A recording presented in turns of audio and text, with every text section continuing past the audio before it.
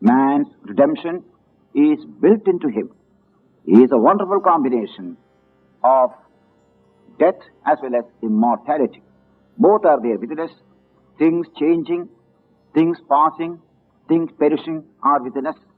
A thing that is immortal, deathless, is also within us. That's why man becomes a profoundest creature in nature's creation. The whole of nature is profound, but man is more profound because his inner life reveals a wonderful dimension of beauty, power, and richness in the whole of nature. This truth, the Upanishads discovered as the truth behind not only man, but also nature. For what is in man is also in nature, because man is a product of nature's evolution. What you find in one part of nature is found present in all nature. And that is the great discovery which was highlighted by the first verse of the first Upanishad, which I quoted earlier. Ishavasyam idam sarvam yatkinchat jagatyam jagat. God that we seek in religion is not extra cosmic, is not a tribal God sitting far away. That God is in the heart of everyone. It is our eternal self, and there is only one such self in man and nature. One behind the many, one sustaining the many, like the one that fills a zero with meaning. When you put the one behind the zero, it becomes 10. Every new zero adds the strength and meaning of that figure. This is the one behind the many, giving real significance to the many. This is the discovery of the Upanishads. Out of this discovery came a profound, practical, rational philosophy of life. That was what was developed by Sri Krishna in the Bhagavad Gita. The Upanishads had no time to bring out the practical implications of this philosophy in the daily life of man. They were so fascinated by this great discovery. And so you find groups of students and teachers investigating this great subject and then verifying what was told earlier by the teachers. That is why the truths of the Upanishads have a scientific quality about them. They are verified and verifiable. They are not something given to us, take it or leave it. They are not creed and dogma. They are verified in experience itself. Shankaracharya of the 8th century AD, to whom we owe so much in throwing open the Upanishads and the Gita to the study of millions of people in this country, that Shankaracharya therefore speaks of the Atman in the heart of man and the universe as Vastu, existing reality.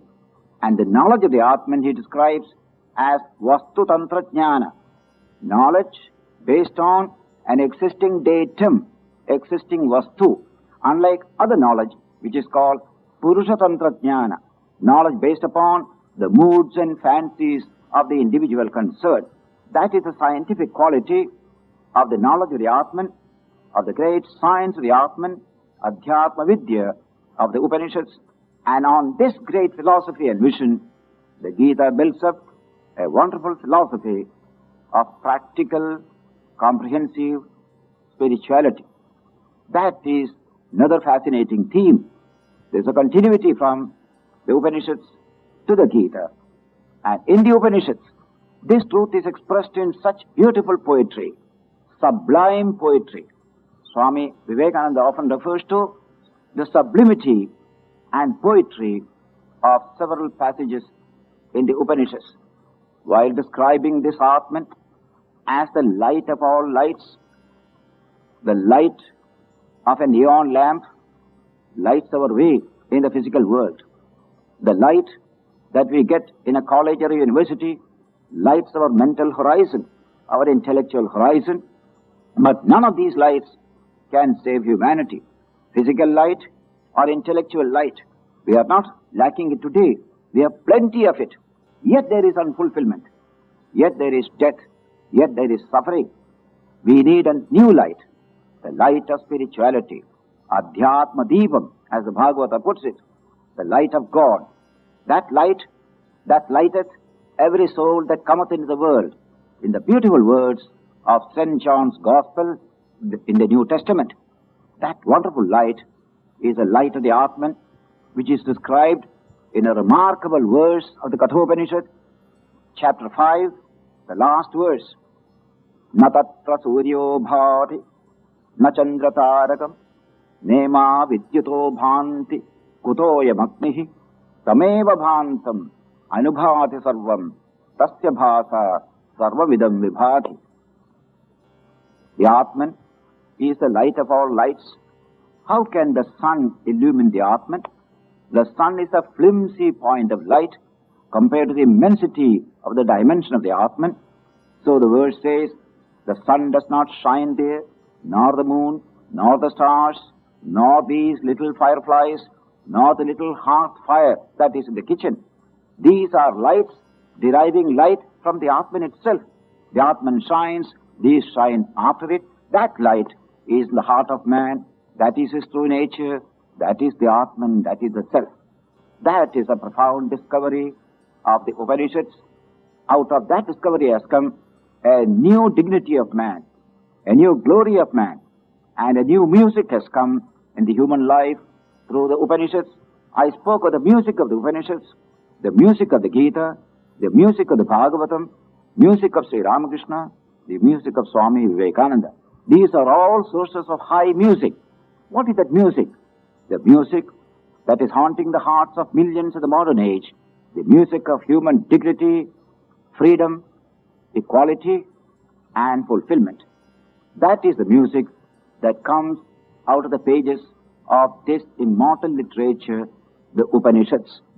The same music became more articulated and in more practical terms later in the Bhagavad Gita by that master intellect, that master philosopher and teacher, Bhagavan Sri Krishna. Between these two, the world is provided with the finest, the loftiest, the most universal and practical philosophy, both theory and practice. Pure science and applied science in the world of the inner life of man. That is the relationship between the Upanishads and the Bhagavad Gita. Science as lucifera or light, science as fructifera as fruit.